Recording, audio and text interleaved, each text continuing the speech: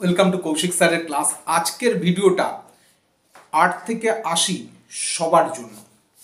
আমার কাছে অনেকেই বিভিন্ন সময় প্রশ্ন করেছেন বা বিভিন্ন ধরনের মেল রিসিভ করেছি, ব্যাক অফিস রিলেটেড কিছু জব সম্বন্ধে বলুন, ব্যাক অফিসে কি ধরনের কোশ্চেন আসতে পারে বলুন, ব্যাক অফিস জিনিসটা আসলে কি বলুন।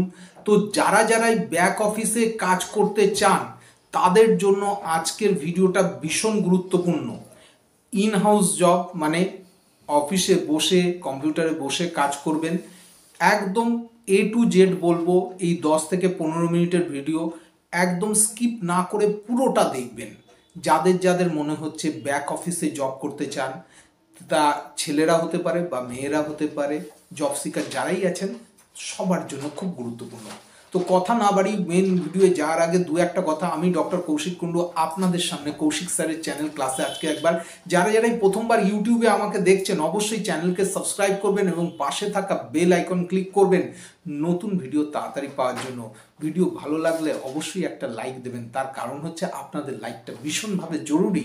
এবং ভিডিওটা যদি ভালো লেগে থাকে সবার মাঝখানে শেয়ার করে দিন, যাতে এই ভিডিও থেকে প্রত্যেকটি বাঙালি ছেলে মেয়ে উপকৃত হতে পারে। তো কথা না বাড়িয়ে চলে আসছি আজকের ভীষণ গুরুত্বপূর্ণ টপিক নিয়ে, সেটা হচ্ছে ব্যাক অফিস রিলেটেড জবে ইন্টারভিউ কোশ্চেন্স আনসার কি হতে পারে। তো ফার্স্ট যখন আপনি ব্যাক অফিসের এক্সাম দিতে যাবেন বা ইন্টারভিউ দিতে যাবেন, প্রথম কথাই বলে দিই ব্যাক অফিস খুব গুরুত্বপূর্ণ। আমাদের অফিসিয়াল ওয়ার্কের মধ্যে দুটো জিনিস পড়ে, একটা হচ্ছে ফ্রন্ট অফিস, একটা হচ্ছে ব্যাক অফিস। আজকে যে ভিডিওটা করছি সেটা হচ্ছে সম্পূর্ণ ব্যাক অফিসের A to Z কোশ্চেন বলবো, একদম কোশ্চেনের সাথে আনসার। ফার্স্ট কোশ্চেন যখনই আপনি কোনো ব্যাক অফিস জবে ইন্টারভিউ দিতে যাবেন, ফার্স্ট কোশ্চেন যে কোনো ইন্টারভিউ বোর্ডের যেটা থাকে হচ্ছে introduce yourself. Introduce your সেলফটা খুব ভালো করে তৈরি করবেন।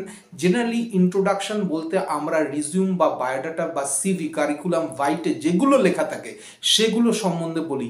এগুলো ছাড়াও যদি আপনার এক্সট্রা কিছু থেকে থাকে, ধরুন ফ্যামিলি ব্যাকগ্রাউন্ড বা স্পেশাল কোনো এডুকেশন, সেগুলোকেও কিন্তু উল্লেখ করবেন, কেননা কি সেগুলোও খুব গুরুত্বপূর্ণ। যত ভালো আপনি ইন্ট্রোডাকশন দিতে পারবেন জেনে রাখবেন জব পাওয়ার সম্ভাবনা আপনার তত বেশি। তার কারণটা কি, first impression is the last impression. প্রথম ইমপ্রেশনেই যদি আপনি গন্ডগোল করে ফেলেন, সেই কারণে প্রথম থেকেই কি করতে হয়, ইন্ট্রোডাকশন ব্যাপারটা খুব ভালো করে রেডি করতে হবে। সেকেন্ড কোশ্চেন খুব গুরুত্বপূর্ণ, যেটা আসে খুব আসে, সেটা হচ্ছে what is back office. Back office জিনিসটা কি।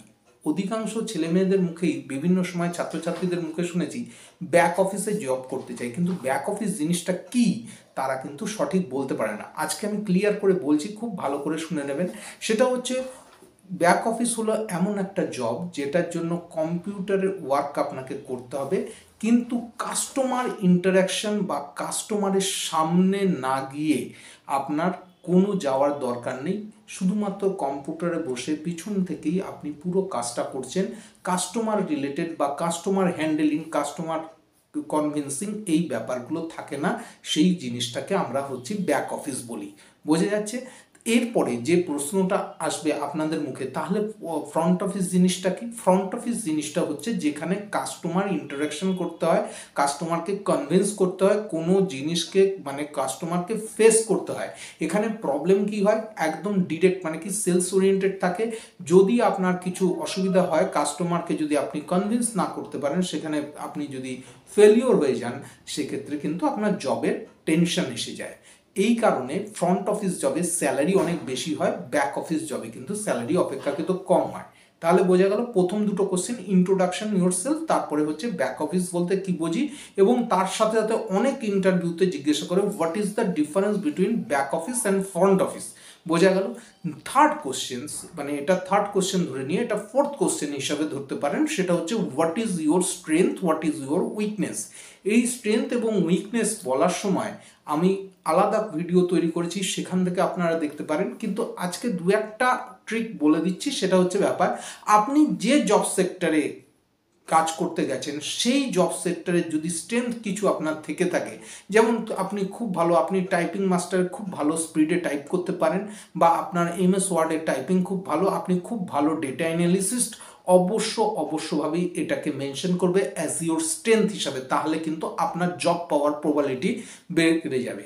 আরেকটা জিনিস হচ্ছে উইকনেস, আপনি ঠিকঠাক খুব চিন্তা ভাবনা করে বলবেন। তার কারণ হচ্ছে এমন উইকনেস আপনি বলে বসলেন, দেখা গেল কোম্পানির লোক বললো আপনাকে আর জয়েন করার দরকার নেই, আপনি আসুন, পরের ক্যান্ডিডেটকে ডেকে নিল। এরকম কিন্তু যাতে না হয় সেটা দেখে নেবেন। চলে আসছি পরবর্তী কোশ্চেন, খুব গুরুত্বপূর্ণ, সেটা হচ্ছে কি why you are applying for back office, why not you are applying for front office? Front অফিসের জন্য কেন অ্যাপ্লাই করলেন না, ব্যাক অফিসের জন্য অ্যাপ্লাই করছেন কেন?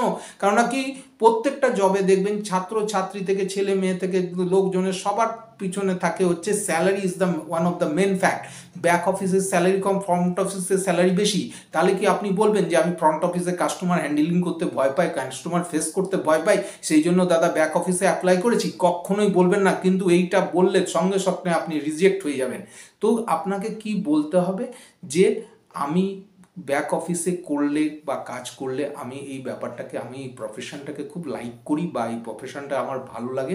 আপনারা যদি আমাকে মনে করেন যে ফ্রন্ট অফিসের জন্য আমি পারফেক্ট আছি, সিলেক্ট আছি, তবে আমাকে যদি অপরচুনিটি দেন আমি ফ্রন্ট অফিসেও করতে পারি। কিন্তু আমার প্যাশন বা আমার হ্যাবিট বা আমার যেটা লাইকনেস বলে একটা চয়েসের ব্যাপার আছে, সেটা হচ্ছে আমার ব্যাক অফিস। সুতরাং আমি মনে করি যদি আমাকে ব্যাক অফিসের কাজে দেওয়া হয় তাহলে আমি এখানে 100% সিলেক্টেড হব বা 100% আমি স্যাটিসফাই করতে পারবো কোম্পানিকে। বোঝা গেল?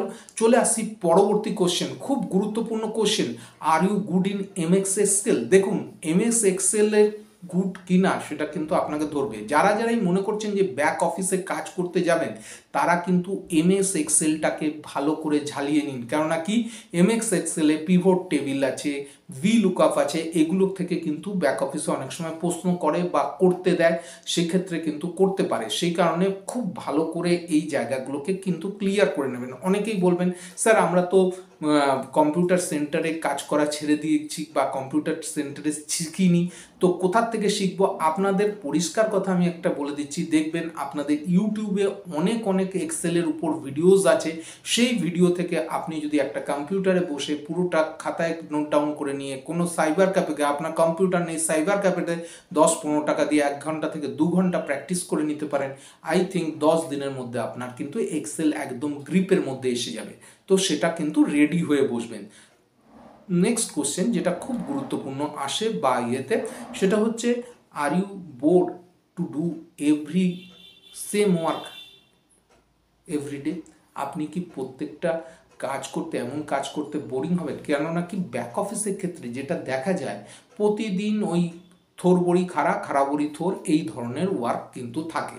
সেক্ষেত্রে আপনাকে মনে রাখতে হবে যে এই ধরনের প্রশ্ন যখনই আসবে তখনই কিন্তু আপনাকে ইন্টারভিউয়ার আপনার মাইন্ড সেটিং এবং আপনি কতটা ডেডিকেটেড ব্যাক অফিসের প্রতি সেটা জিজ্ঞাসা করতে চাইছে।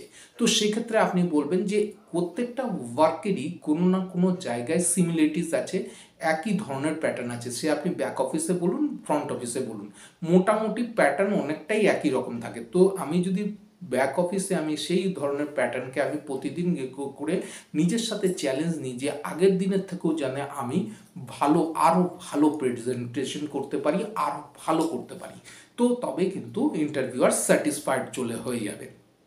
এরপর যে কোশ্চেনটা ভীষণ আসে, how will write a email for to a customer who are rejecting by his documents? কী আছে পরিষ্কার কথা, অনেক সময় দেখা যায় ব্যাক অফিসের কোনো কাজ করতে গিয়ে, ধরুন আপনি কোনো লোন স্যাংশন করতে গেছেন, লোন স্যাংশনে আপনি ব্যাংকে যখন কোনো কাস্টমার কনভিন্সিং করছেন সেটা ফ্রন্ট অফিস, কিন্তু যখন কাস্টমারের ডেটা আপনি কম্পিউটারে তুলছেন সেটা হচ্ছে ব্যাক অফিস। এইবার অনেক সময় হয় কি, কাস্টমারের ডেটা তুলতে গিয়ে দেখা গেল সেই কাস্টমার লোন পাচ্ছেন না, তার কারণ হচ্ছে তার দেখা গেল সিভিল স্কোর খারাপ আছে বা ইত্যাদি ইত্যাদি আছে। তো তখন আপনি কি ধরনের মেল করবেন কাস্টমারকে কনভিন্স করার জন্য যে সে যাতে আপনার কোম্পানির প্রতি আস্থা না হারায়, ছেড়ে না চলে যায়? এই ধরনের কোশ্চেন কিন্তু ভীষণ ট্রিকি কোশ্চেন আসে, খুব ভালো করে গুরুত্ব দেওয়ার সাথে সাথে কিন্তু বিচার করবেন। আরেকটা জিনিস কি, বেসিক কম্পিউটার সিকিউরিটি সম্বন্ধে কিন্তু আপনারা প্রত্যেকেই একটু আধটু পড়ে যাবেন। তার কারণ হচ্ছে কি, প্রচণ্ড কিন্তু ইন্টারেক্টিভ কোশ্চেন্স এরা করে থাকে। আরেকটা কোশ্চেন্স হচ্ছে খুব গুরুত্বপূর্ণ, যেগুলো ভাইটাল কোশ্চেন্স আমি 10 মিনিটের মধ্যে বলার চেষ্টা করছি, সেটা হচ্ছে আপনি কনফিডেন্সিয়াল ব্যাপারটা কোম্পানির মেনটেন করতে পারেন তো? তার কারণ হচ্ছে আমরা অনেক সময় দেখা যায় বন্ধু বান্ধবের সাথে কথা বলতে গিয়ে, বাড়ির ফ্যামিলি মেম্বারদের সাথে কথা বলতে গিয়ে কোম্পানির কনফিডেন্সিয়াল সিকিউরিটি অনেক সময় বাইরে বলে বলি, যেটা খুব খুব বিপজ্জনক। কোম্পানির পক্ষে একটা বিজনেস সিক্রেট থাকে, সেই জায়গাটা কিন্তু মেনটেন করতে হবে। বোঝা গেল? তাহলে এই 10টা থেকে 12টা কোশ্চেন যদি খুব ভালো করে কমপ্লিট করেন বা খুব ভালো করে যদি করতে পারেন, তাহলে আশা করব আমরা খুব ভালো করে আপনারা কিন্তু ব্যাক অফিসে চান্স পেয়ে যাবেন। অসংখ্য ধন্যবাদ আমার সাথে এতক্ষণ থাকার জন্য। দেখা হচ্ছে পরবর্তী ভিডিওতে। ভিডিও কেমন লাগলো লিখে জানান। নমস্কার।